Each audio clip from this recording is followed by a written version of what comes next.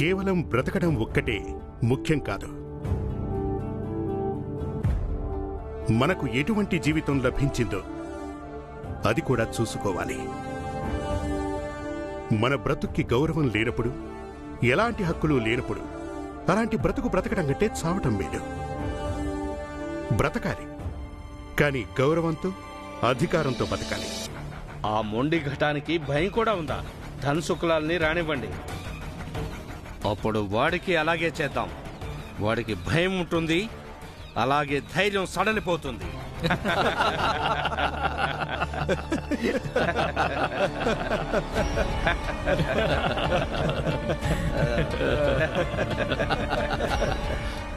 ఇప్పుడు మా నాన్న వస్తే అప్పుడు మళ్ళీ వీళ్ళు ఆగడాలు మొదలు పెడతారు.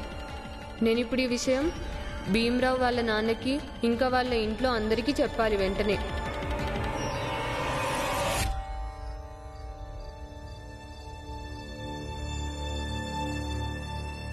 భీమ్, ఆలోచనలు ఆపేసి లోపలికొచ్చి తిను. రా బాబు, నేను వెళ్ళి తీసుకొస్తాను. వదినా, నేను తర్వాత తినిపిస్తాను గాని వాడిని వదిలే. సరే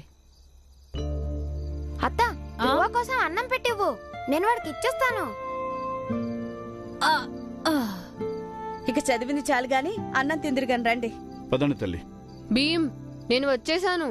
ధ్రువ, అదిగో ధ్రువ వచ్చేసాడు, తొందరగా ఇవ్వు. ఇస్తున్నాను. ఆగాగు. ఆనంద్, ధ్రువ, నీ భోజనం రెడీ, నేనే తీసుకొస్తున్నాను. ఇదిగో ఇవ్వు, నేను తీసుకెళ్తాను. నేను మీతో ఒక విషయం చెప్పడానికి వచ్చాను. రేపు మా నాన్న ఇంకా టీ కొట్టు మంగేష్ బాబాయ్ రేపు జైలు నుంచి విడుదల అవుతున్నారు. అందుకే కొంచెం జాగ్రత్తగా ఉండండి.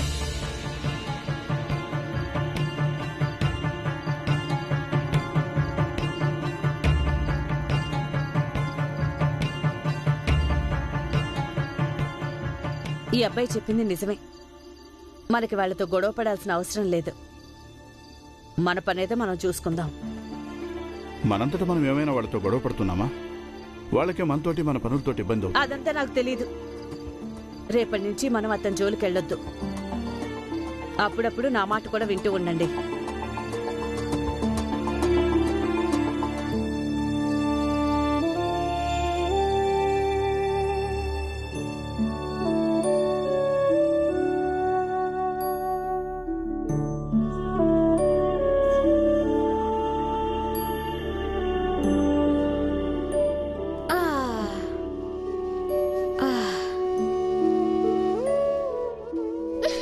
భీమ్, ఈ రోజు నేను స్కూల్కి రాను, నా కడుపు పాడైంది.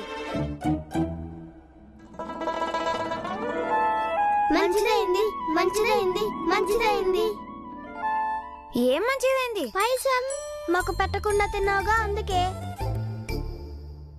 తింటాను, మీకు ఎవరికి పెట్టకుండా తింటాను.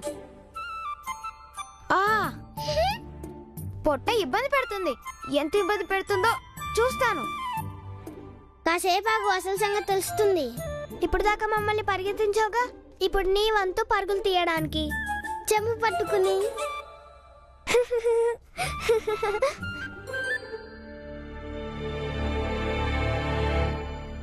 వెళ్ళు, వెళ్ళు, స్కూల్కి వెళ్ళు. నువ్వు లేకపోతే మేమికి వెళ్ళబుద్ధి కాదు. నేను స్కూల్కి వెళ్ళి చదువుకోవాలా, లేక పద్దాక లేచి పరుగు తీయాలా?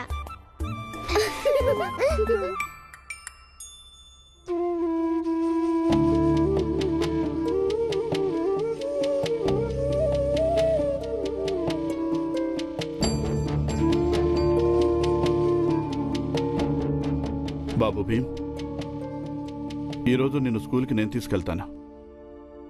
పద. ఆనంద్, నువ్వు ఇంట్లోనే ఉండు.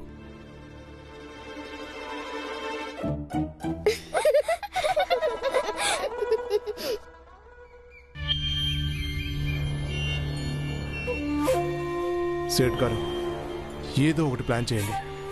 ఈ రామ్జీ సత్పాల్ని ఏదో ఒకటి చేయాలి మనం. చూడు, వాళ్ళు వస్తున్నారు. వాళ్ళిద్దరిని ఇంకాస్త దగ్గరికి రానివ్వండి.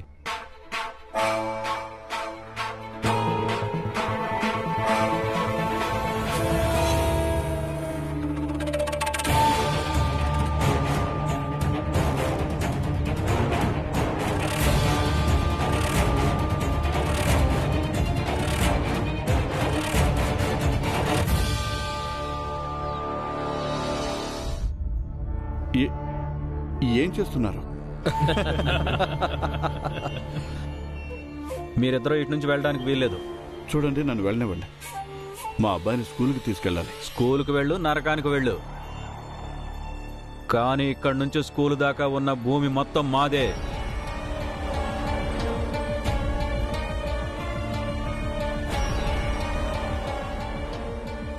ఒకవేళ ఇటువైపు నుంచి స్కూల్కి వెళ్ళాలంటే అప్పుడు మెడలో కుండలు, మొలక చీపుర్లు కట్టుకోండి. మేము రోజు ఈ దారి నుంచే వెళ్తాంగా, ఈరోజు ఏమైంది? మాకు బుద్ధి వచ్చింది, అలాగే మాకు తెలివి వచ్చింది. మీ ఇద్దరి కారణంగా ఈ భూమి మైలపడిపోయింది. దీంట్లో ఇక పంటలు పండవు. ఇప్పుడు ఈ భూమిని శుద్ధీకరణ చేయాలంట. మీ వల్ల మళ్ళీ మైలపడిపోకుండా చూసుకోవాలిగా మేము. రామ్జీ సత్పాల్, ఇప్పుడు నువ్వే నిర్ణయించుకో. ఒకటి నీ కొడుకును తీసుకుని తిరిగి ఇంటికి వెళ్ళిపో. ఇక రెండోది మేము చెప్పింది నువ్వు ఒప్పుకో. తర్వాత నీ కొడుకుతో పాటు ఈ పొలాన్ని దాటి స్కూలుకు వెళ్ళు.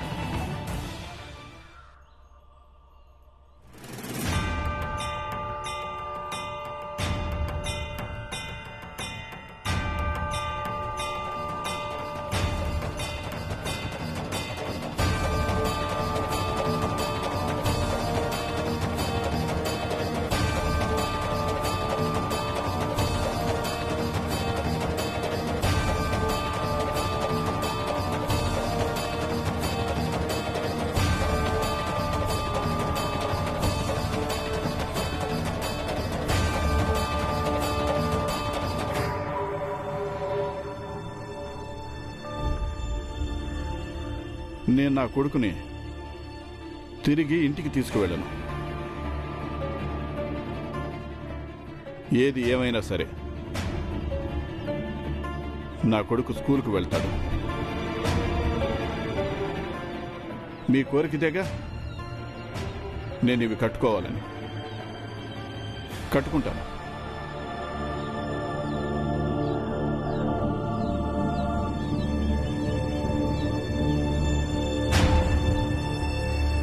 కానీ నేను నా కొడుకుని వీపు మీద కూర్చోబెట్టుకొని తీసుకెళ్తాను. లేదు, మీరిద్దరూ కట్టుకోవాలి.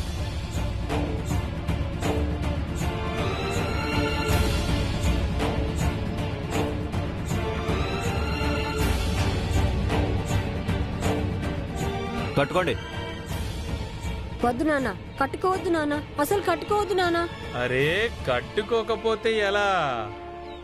కట్టుకోకపోతే మేమిక్కడి నుంచి వెళ్ళనివ్వం.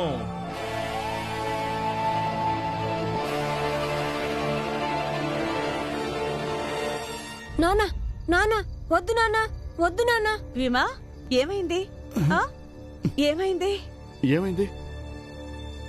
ఏమైంది బాబు? ఎందుకు వచ్చావు? చెప్పు. నానా, నువ్వు బానే ఉన్నావా? బాబు, నేను బానే ఉన్నాను. కానీ ఆ కుండ, ఆ చీపురు,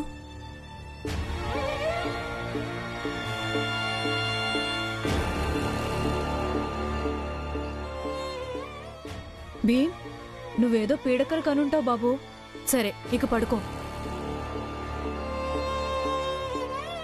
చూడు భీమా, నాన్న బానే ఉన్నారు. బాబు పడుకో. నాకేమీ అవ్వలేదు. పడుకో. పడుకో. నిద్రపో బాబు.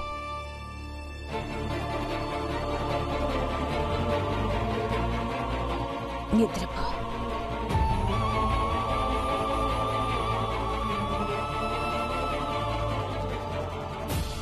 భీమ్ మనసు మీద ఆ సంఘటన చాలా చెడు ప్రభావం చూపించింది. వీడు ఖచ్చితంగా అలాంటి కలయితో కనుంటాడు. నేను కూడా చీపురు కట్టుకొని తిరుగుతున్నట్టు. అందుకే ఇలా భయపడి లేచుంటాడు. కానీ దీని గురించి భీమ్కి నేను కూడా ఏం చెప్పలేను. వదిన తల బాగా మాసిపోయింది. అవును వదినా, కుంకుడుకాయలతో తలంటుకుంటే సరిపోతుందిలే. అన్నయ్య నువ్వు దొంగాట్లాడుతున్నావు. నేను దొంగాట్లు ఆడట్లేదు. 4 పడింది, 4 పెట్టాను. నేను 3 పడింది. కాదు కాదు, 3 కాదు, 4 పడింది. 4. నేను పనికి వెళ్తున్నాను, మీరందరూ ఇంట్లోనే ఉండండి. ఇక ఆటలు ఆపి వెళ్ళి చదువుకోండి. చదువుకోండి చదువుకోండి. 4 కాదు, 4 పడింది. 3 పడింది. కాదు, 4 పడింది. 3 4 4 4 కాదు, 4 పడింది. 4 పడింది. 4.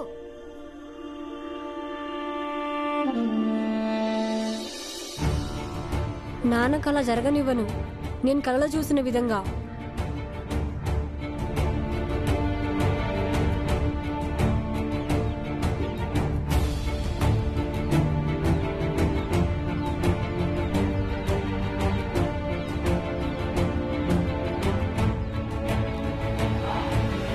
ఇదిగో బాబు, అక్కడ దాకా వదులుతావా?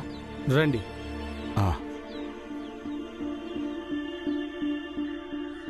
పోనీ పద.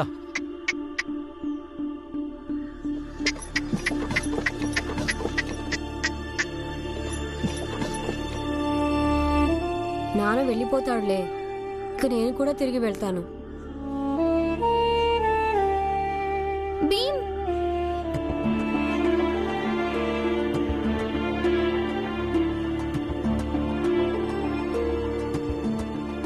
ఏమైంది? నీకు ఇన్ని దెబ్బలు ఎలా తగిలాయి? బానే ఉన్నాను భీమ్. ఎక్కడ బాగున్నావు చెప్పు, ఏమైంది? భీమ్, నేను చదువుకుంటానని మళ్ళీ అడిగాను. నన్ను నాన్న బాగా కొట్టాడు, కానీ నేను అస్సలు ఏడవలేదు. నాకు నేను చెప్పుకుంటున్నాను, సంఘర్షణ పడటం వల్ల గెలుపు సాధిస్తామని. ఇది చెప్పడానికే వచ్చాను. ఇప్పుడు రెండిట్లో ఒకటే జరుగుతుంది భీమ్. అయితే మా నాన్న నా మాట ఒప్పుకుంటాడు, లేదా నన్ను కొట్టి కొట్టి నా ప్రాణం తీస్తాడు.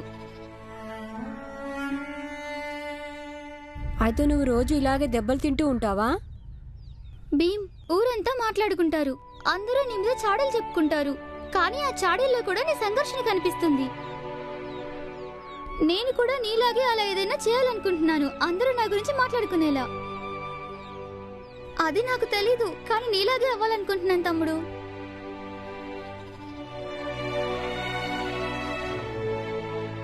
నువ్వు నన్ను తమ్ముడు అన్నావా? అవును, నేను తమ్ములానే భావిస్తున్నాను. కానీ నా జాతికి నీ జాతికి ఈ మధ్య ఎలాంటి సంబంధం ఉండదుగా, నీకు తెలుసుగా.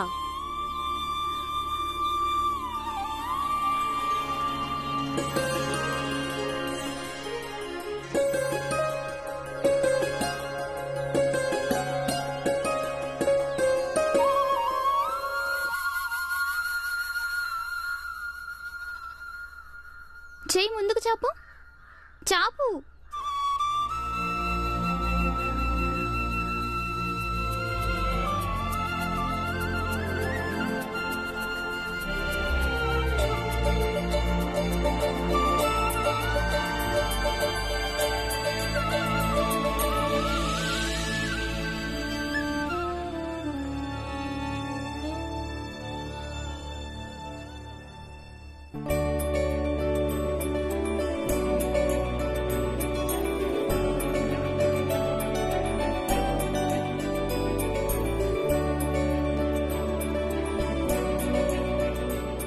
నేను ఈ జాతుల్ని గీతుల్ని ఏం నమ్మను.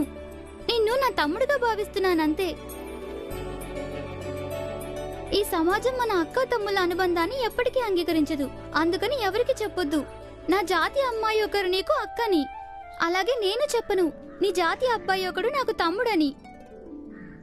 కానీ మనం ఎప్పటికీ అక్క తమ్ములుగా ఉంటాం.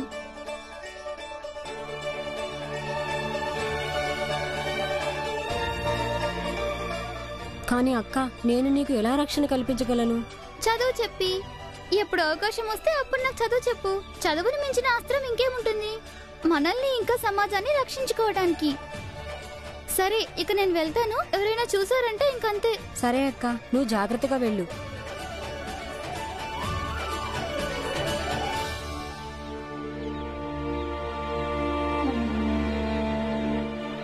నేను ఈ జాతుల్ని గీతుల్ని ఏం నమ్మను. నిన్ను నా తమ్ముడుగా భావిస్తున్నానంతే. ఈ సమాజం మన అక్క తమ్ముల అనుబంధాన్ని ఎప్పటికీ అంగీకరించదు, అందుకని ఎవరికి చెప్పొద్దు. నా జాతి అమ్మాయి ఒకరు నీకు అక్కని, అలాగే నేను చెప్పను నీ జాతి అబ్బాయి ఒకడు నాకు తమ్ముడని. కానీ మనం ఎప్పటికీ అక్క తమ్ములుగా ఉంటాం. మళ్ళీ 4 పడింది. 4. ఆనందన్నయ్య, మేము నీతో అస్సలు ఆడం. నువ్వు దొంగాటలు ఆడుతున్నావు. నేనేం దొంగాట ఆడటం లేదు. మీ ఇద్దరికి ఆడటం చేత కావట్లేదు. చూడేమంటున్నాడు. నువ్వు వాడిని వదిలేవే, పచ్చటి నోరు. మాకు ఆడడం వచ్చు, కానీ నీలో దొంగాటలు ఆడడం రాదు బాబు. సరే సరే చాలు, ఇక ఆపండి. ఇవి అక్కడ పెట్టిరా. అలాగే అమ్మా. అమ్మా, భీమేడి? అక్కడుండాలి. కాదు, మీ నాన్న వెనకాల పడి వెళ్ళాడు. కానీ వెళ్ళి కూడా చాలా సేపు అయిందే. అరే, ఎక్కడికి వెళ్ళాడు? ఈరోజు నాకు లెక్కలు నేర్పిస్తానన్నాడు. నువ్వు తొందరగా వెళ్ళి వెతికి తీసుకురా. అసలే నిన్న వాడు ఏదో చూసి బాగా భయపడిపోయాడు. వెళ్ళి తొందరగా వెళ్ళి. అలాగే.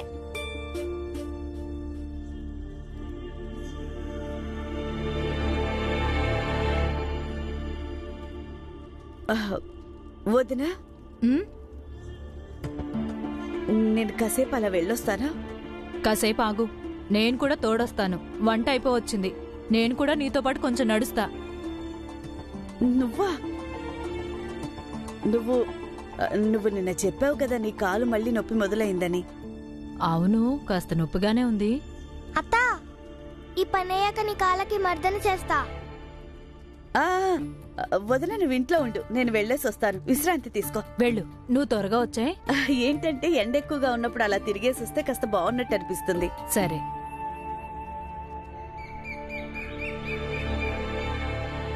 ఇదిగో, నువ్వు భీమ్ని చూసావా? అదే పట్నం వెళ్ళే రోడ్డు దగ్గర కనిపించాడు.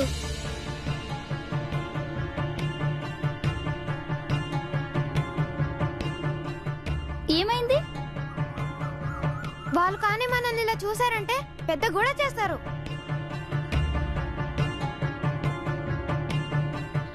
నేను అవన్నీ పట్టించుకోను. నేను వాళ్ళకి భయపడను. పట్టించుకోవాలి. నువ్వు మమ్మల్ని కలుస్తావు, మాతో మాట్లాడతావు. అది వాళ్ళకి తెలిసిందనుకో, అప్పుడు నిన్ను నీ ఇంట్లో వాళ్ళని ఊరు నుంచి వెళ్ళగొట్టేస్తారు. సేటు గారు, ఇక వెళ్ళి ఇక్కడి నుంచి.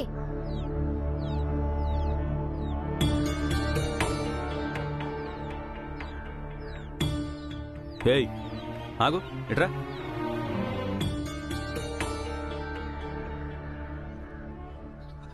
ఏం మాట్లాడుతున్నావు అక్కడ? మాటలా? నువ్వు ఆ పెద్ద జాతి పిల్ల దగ్గర నిలబడి ఏం మాట్లాడుతున్నావు అంటున్నాను.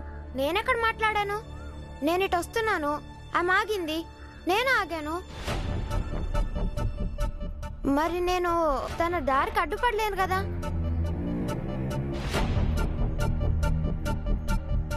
నేను వెళ్ళనా? తలంచుకుని పో.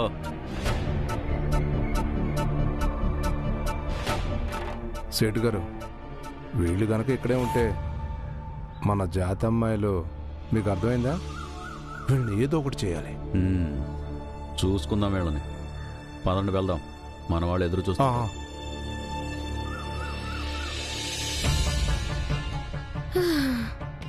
తప్పించుకున్నాను. ఇప్పుడు ఈ భీమ్ని ఎక్కడ వెతకాలి? కొంపతీసి అడుగు వైపు వెళ్ళాడేమో.